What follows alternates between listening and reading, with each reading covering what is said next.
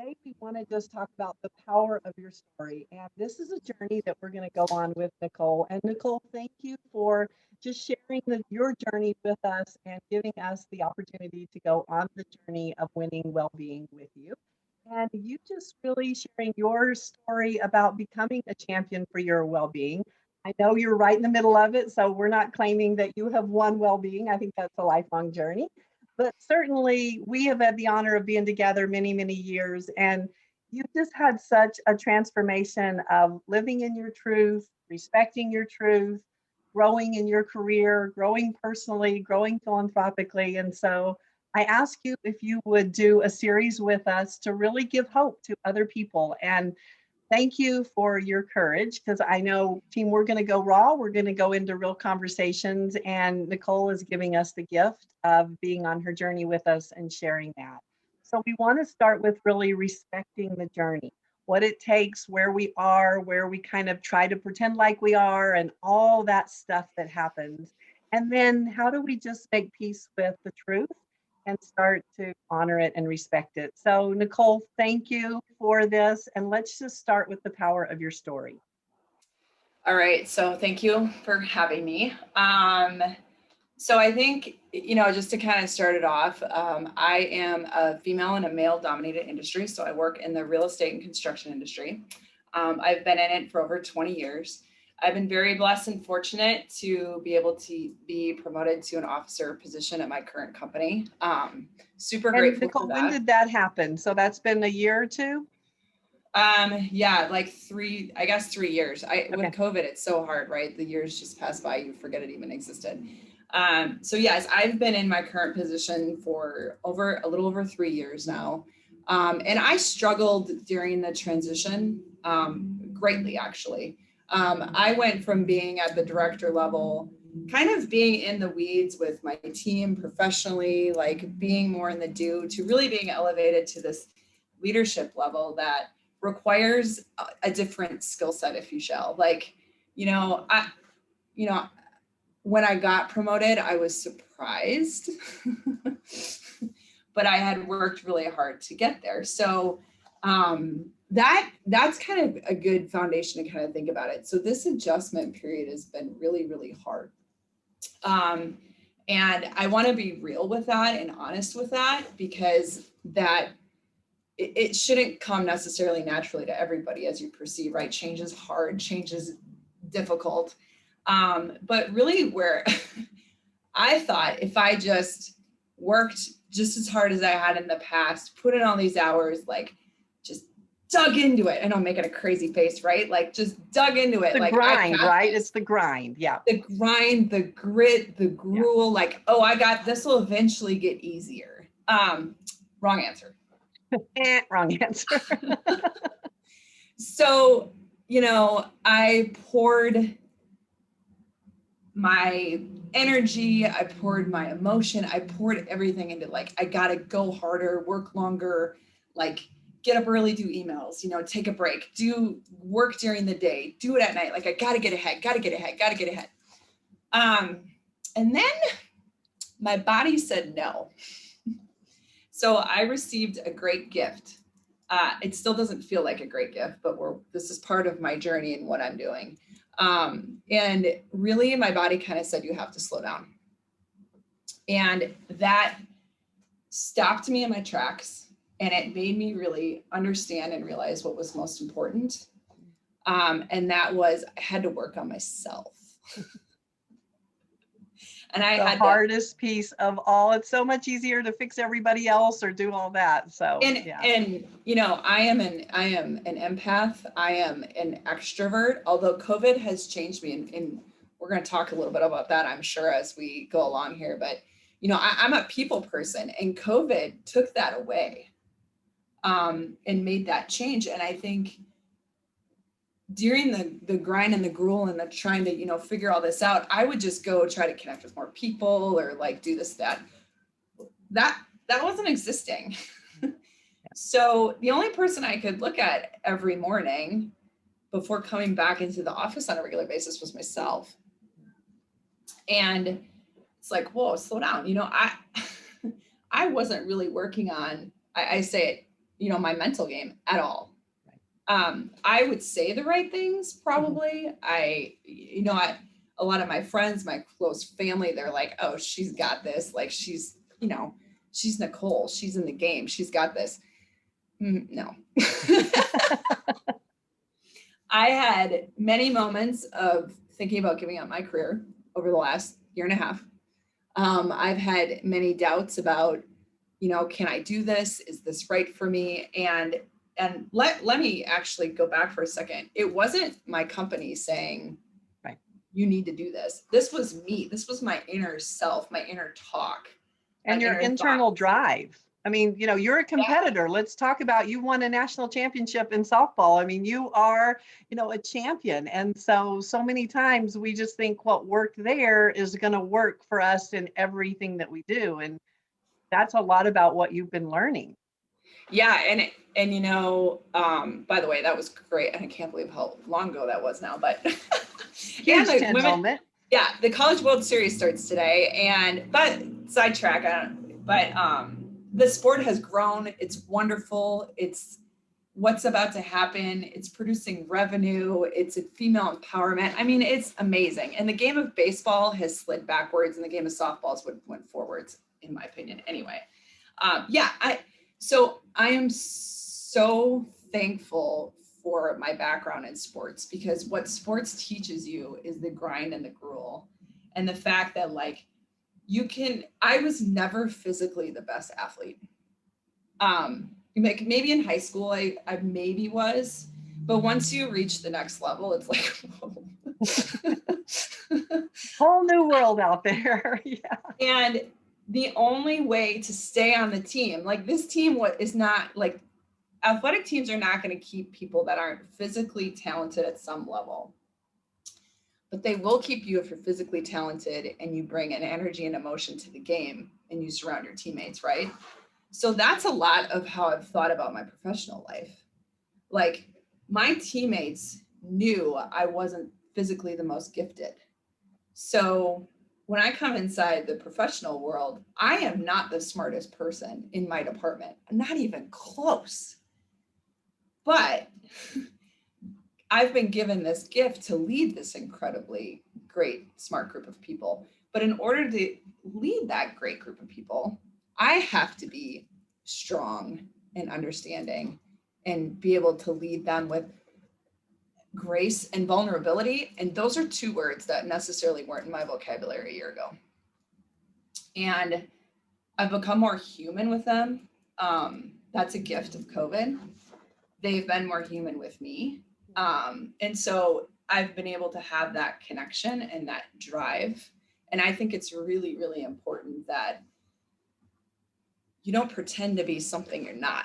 And that's what I was doing. I was pretending to be something that I maybe wasn't, oh, I got this, Nicole's always got this, or she's got this, or she'll that this or the other. And I was sporadic. I was last minute. I would always come through, but this has taught me go backwards, take some deep breaths. You don't need to do all this. You can still show up and you can still be great for your team in a lot of different ways. And I mean, thinking back on it, how cool is this that, I'm really no different than a lot of other people here. And I think what this is doing is it's teaching everyone, you have to take a step back and kind of look at yourself and really think about how are you giving something back each and every day? It's way less about me, but it's way more about me. So the reason I say that is it's way less about me because I'm not trying to oh, I got to do this. Oh, I got to do this. I'm how can I help others, my team, my, other women in the industry, other women going to college, starting their careers. How can I help them get and stay on this journey and not give up? Because I've been very close to giving up. Very, very close. And let's talk about what kept you in the game, because you said it so eloquently about just, when you were an athlete, you knew how to stay on the team and you knew how to do it, and you brought that competitive spirit with you into work. But work is somewhat bigger than the game. It doesn't have seasons, it doesn't have wins and losses, it goes continuously. Like, that means we've got to be competitively great every day. Every day's game day. We got to show up. Like, that takes a tremendous amount of energy, drive. So, words of wisdom, how did you do it? To the women out there who are thinking about, well, wow, I love this. How did you do it? Okay. So coaching and Carlette has been my coach now for, I don't know, 3 or 4 or 5 years. It's been a long time. And I have tried to give up on Carlette and coaching multiple times. And she has stayed, you're right here. You've stayed with me.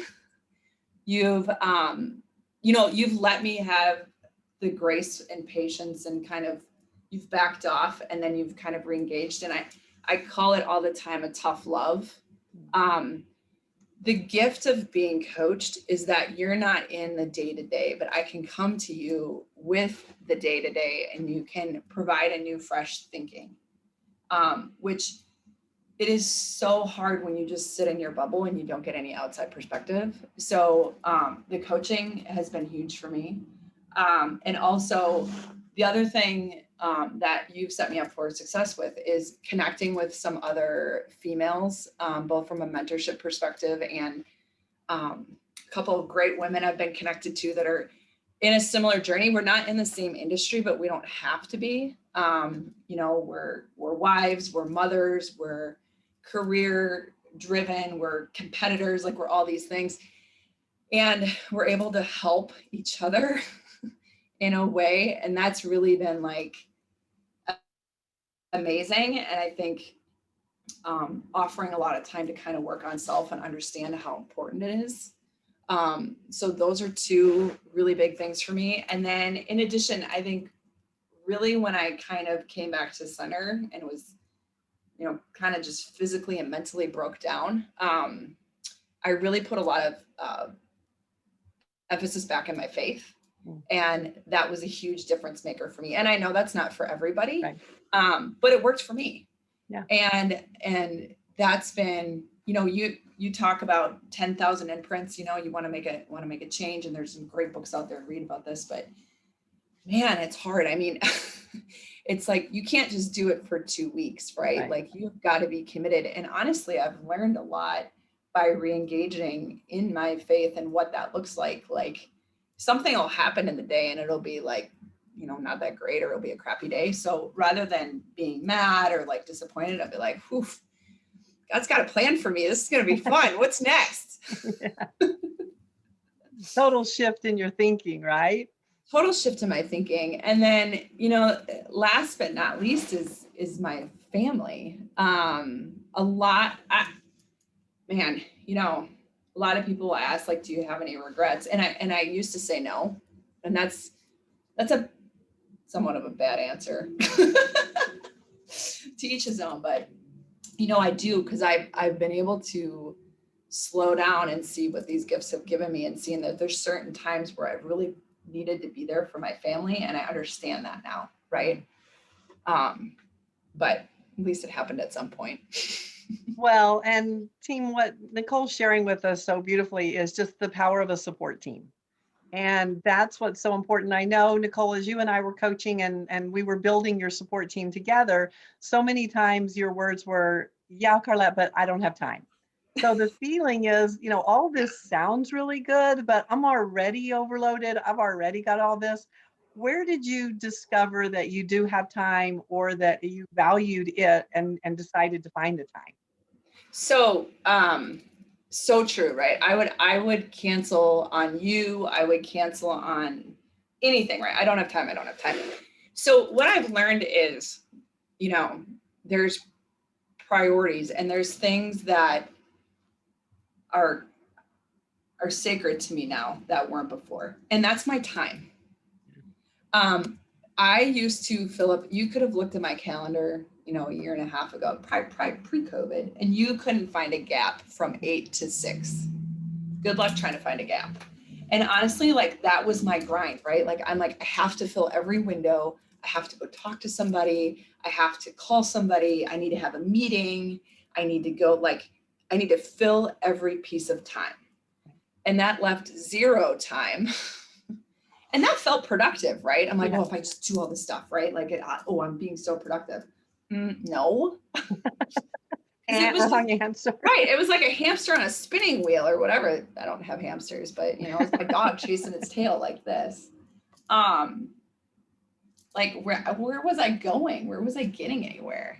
Or were you going away from you? Were you just, Yes. was it about like making sure you didn't have time to focus on you and face maybe what changes we really need? Change is really hard. We respect that. I mean, it takes great compassion, self-compassion, compassion from your support team. And so that's what I think is a big deal. I know in my own life and in the people I coach, when we're running so fast, usually we're running away from something.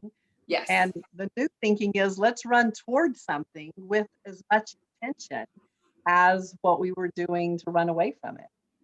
Yeah, and I think that is very well stated. And that's what I was constantly running and taking no time for recovery, right? Like you can't do that. A runner's body eventually breaks down. Yeah. And you know, an athlete's body and eventually breaks down if you don't kind of take care of that. And so I hold my time. I actually say no to stuff now. Like I say victory dance, baby. and, you know, we talk a lot about, you know, is that a 10 for you, you know, on a scale of 1 to 10. And I honestly, when I look at my calendar now, or I've been asked to, I would have been an automatic, oh yeah, I'll be there. Oh yeah, I'll be there. Like, it's not a 10 for me. I'm not going to be. And guess what? The world still moves on. Things still move on. Everyone's okay. I didn't actually have to be there. Yeah.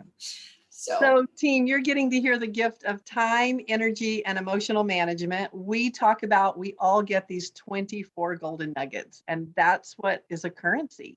But so many times we don't honor that currency as much as we honor maybe our financial currency or whatever it is. But you just heard Nicole say so beautifully that it's like, wow, I have 24 golden nuggets, and who I give them to now, I'm being really intentional and making sure, does that align with what my 10 is or what I value, what's important. So Nicole, let's talk about your personal life. Thank you for sharing your professional life and really your journey. And team, we're going to continue this journey. So we're going to hear more and more, but just getting this introduction of power of story, align us with your personal life that was going through the same thing as your professional life, that same season. yeah. So that my personal life has went through a tremendous roller coaster. Hold on. Yeah. Yeah, we've been going up and down and all around, and I don't like roller coasters. So I'm going to be really vulnerable here. I went through a very challenging time in my marriage, extremely, and it lasted for quite a long time. And the gift of the last, 6 or 7 months is that it's kind of come full circle. And my marriage has been healed. And this is hard to talk about. I know, I just want to say thank you, God. So I know that's just my own personal, but it's like when I hear that, I have goosebumps and I just, first of all, thank you for the sacred space that you're letting us share with you, right? Yeah. And really what's happened is, I've told a few of my friends, I've used the words like fought like hell. Probably not the greatest. I wanted to give up. There's a lot of things, but deep in my heart, I knew this was something that was right, but I also had to work on me and understanding where things could get better with me bringing to the relationship, our communication, all those things. I'm going to be very, very honest here. Our marriage would not be where it is today if we wouldn't have went through the struggle. So what a gift, right? And you don't feel it in the time, and you don't feel it in the moment. You're like, why is this happening? Why can't I do this? And I think a lot of, women struggle trying to figure out can you have a career? Can you be a mom? Can you do all these things? And the fact of the matter is, you can, but you're going to have bumps, and bumps are okay. And there's a journey that you're going to be on. And, you know, I'm beyond grateful for where I am today. And where this is going to take me. Right. Like, Yeah. I mean, The beginning of a new season. it's And a you, total yeah. beginning of a new season. And, like just what a gift, right? Like what an amazing thing. And I still can't really, I guess I just can't still really believe it. So it's hard to talk about, but. Let's talk about being a mom. Oh, I have a 10-year-old firecracker. She's awesome. So my daughter, she's 10 years old.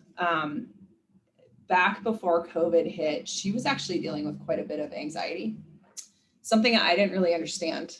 And we struggled with that. And then COVID hit. And then, you know, a lot of kids she's an only child. So bringing her home, hard, you know, mom's working all the time. Mom and dad are trying to figure things out. Like, you know, that a lot of stuff, but she has like, you know, she is a rock star. Like she has really developed into her own personality, and she's watched the dynamics of everything, and she kind of understands. You know, I now struggle with a little bit of anxiety, and that's actually been a gift in a weird way, because I'm able to understand how she feels, and able to understand like how it can control you, and it can take you over. And, you know, you've really got to work on this, and calming and relaxing, and, you know, understanding what's true and what's not, and how you can fight through your battles. So we've kind of been on this journey together, and it's been good for our relationship. She's just, you know, she's a little athlete too, and she's doing great in school. And man, kids are rock stars. They are rock stars. Well, and But she's been on the journey with you. I mean, I think that's what's so important is everybody that's in our life is on this journey. yeah, And so, you know, what's beautiful is that you've been so vulnerable and so committed to somewhat winning this. I mean, winning your yeah, life, winning what mattered to you. You know, when you say you fought like hell, I hear I was committed like hell. You know, it was like I was committed. And that's a winning strategy to really be committed. The other thing that I just want to share from being on the journey with you is you weren't committed to changing him. You were committed to changing you or evaluating you. Like you really were like, okay, I've got to do my work. You respected his journey. He did whatever he wanted to do. You really brought it into the power of you. You were like, what's important to me? What matters? So I think a lot of times we don't do that in that change factor. It's like, well, we need our daughter to change, or we need this to change, or we need our boss to change. What happened with you is none of your, you know, workspace changed. no, Your company is exactly the same. Everybody's exactly the same. You never put your journey on anybody else. You took complete responsibility and you've owned it. And that's really the gift that you're giving us by being able to listen, is that, you know, every person listening, you and your life matter. You too can own it. It's full of ups and downs. I mean, it's full of not fabulous, and you know, there's so much happening. And so, Nicole, the last thing I just want to talk about as we kind of sum all this up is the anxiety piece, because you mentioned that's something new for you, right? Like it wasn't something that you've had your whole life. It just appeared in this whole COVID season, which is amazing. So let's talk about anxiety to action, because that's what we're very intentional about, yep. is respecting anxiety is real. And how do we go from anxiety to action? What have you learned as some winning strategies? So this is so hard. If you gave me a choice, without any coaching, you know, any therapy, anything, I would stay in my house and not leave it right now. If you Now, gave me time out, because that's the opposite of you, right? Like, I mean, opposite, yeah. like, nope, I'm good. Like I can get food delivered. I can get everything. Like I don't need to leave. You have got to let your behavior drive your life. So like if I don't want to come to the office, I have to come to the office. Like I am for my company. I need to be here for my company. Does it feel great? No, but we're not going to talk about how it feels. We're just going to do. That's the action. You have to do it, because the more you sit back and try to stay in your pocket, the smaller your pocket gets. So I could be perfectly fine. Like, nope, I'm just going to stay home. Like, I just got my daughter, I got my husband, like my family that can come visit me. But that's not me, right? Like, but the anxiety tells you, no, you can just, no, don't go out in the world. Don't go do all these things. And it's a really hard thing to explain. And those of you that have experienced it will totally understand this, but it can shut you right down. And the action is you've got to go do, you know, I've got to, I go on walks. I've got to do that. I've got to, I come to my office, go to my daughter's sporting events. Like, even going out to restaurants for a while was like, I mean, no, hard no. And that's crazy. That's not me. Like, but that action is, you really have to put yourself, and if you bring in my athlete stuff, go in the game. You got to go in the game, because eventually it doesn't happen overnight, which I've been very impatient about this. It doesn't happen overnight, but eventually you will get there. It's that constant behavior. Like, I'm going to go do this, and it'll slowly start to feel better. Well, you didn't change overnight. I mean, COVID was a year season. So you went from extrovert out there, loving every bit of it, to kind of lockdown. So a good reference that we use in our coaching is that we're somewhat out of shape socially now. Yeah. Because we have been at home, we've had everything delivered. I mean, we just basically got somewhat soft in terms of being able to manage interactions with relationships, manage getting along, manage our energy to get up, get dressed, go interact, go do. We used to do all the time, and then we stopped doing.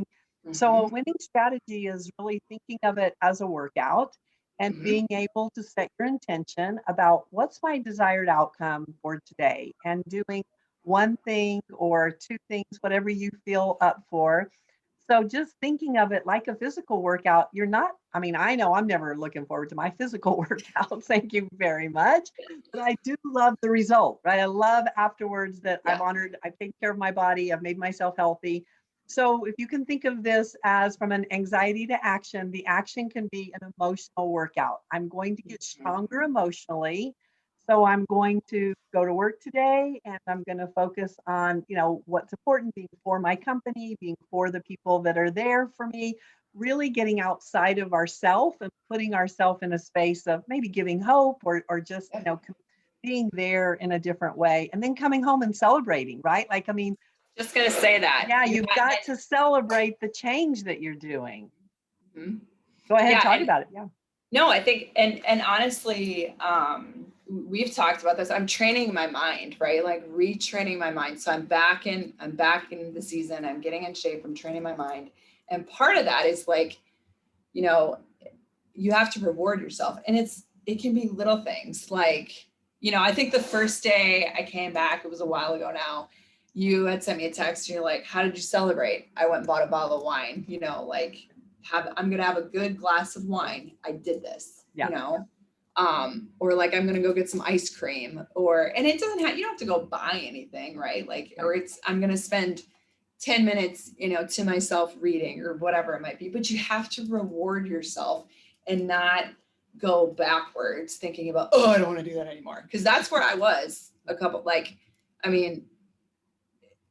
very clearly. One of the first days I came back to the office, I got in my car and I called Carlette and I'm like, I don't want to do this ever again.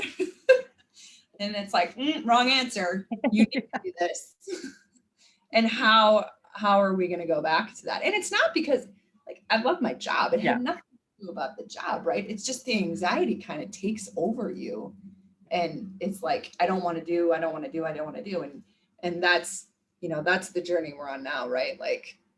And the anxiety starts to write its own story. It just starts to take over, and then the pages just keep getting written. And before you know it, you're somewhat even, you're not yourself. It's unrecognizable. It's not even your story anymore. It's really the anxiety writing the story. And the other thing, Nicole, as you talk about it, is so important, is we didn't do this all at once, right? Like, you didn't go back to the office 5 days a week. It was very much, and we're still in training. We're still getting back in shape socially, emotionally. So it was gradual. We celebrated every time. Every week we added a little bit more, so I hope that's what everybody can hear is such a winning strategy. Number one, lots of self-compassion, Yes. grace, totally give yourself grace for this journey that you're on. And just think about it as working out. You're not going to lose 10 pounds in 10 minutes. Although if we figured that out, love that if that were a winning strategy. But we didn't get out of shape emotionally in 15 minutes. It took us the year. So if you can give yourself that season of, okay, I'm going to build myself up emotionally for the next year. Yes, I'm going to have anxiety, maybe yes, these things are going to happen. And I'm going to respect them. I'm just going to be like, I'm Yeah. having anxiety. What do I do with it? As soon as I feel anxious, what's my action? I'm going to take a walk. I'm going to call a friend. I'm going to, read a book. It doesn't Yep. matter. It's just a matter of pushing through into the do versus the paralyzed, being paralyzed. Yeah, that's so well stated. And I think the simplicity of breathing, and I was like, whatever, breathing, right? I'm telling you, like it really is. It's like that's actually one of my winning strategies now. Like just sitting back and you just taking those deep breaths, or it really does calm you down. It sounds crazy, but imagine that telling a blonde to breathe, right? It's all good, baby. Okay, team. Well, thank you, Nicole, for the beginning of this journey and really just the beginning of getting to hear your story. And most importantly, our desired outcome is to give hope. We want anybody listening to this to understand you and your life matter. Your story matters. Respect the journey.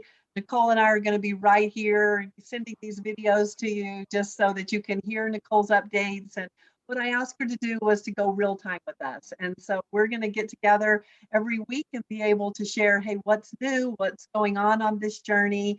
And so we can take you through the journey of re-entry, coming back as a champion, becoming that champion that you want, and have it be in real time so that you can see, this is the journey versus this is the result. So thank you, Nicole. Thank you, team, for you being a champion for your life and for your well-being. And to be continued. Awesome. Thank you.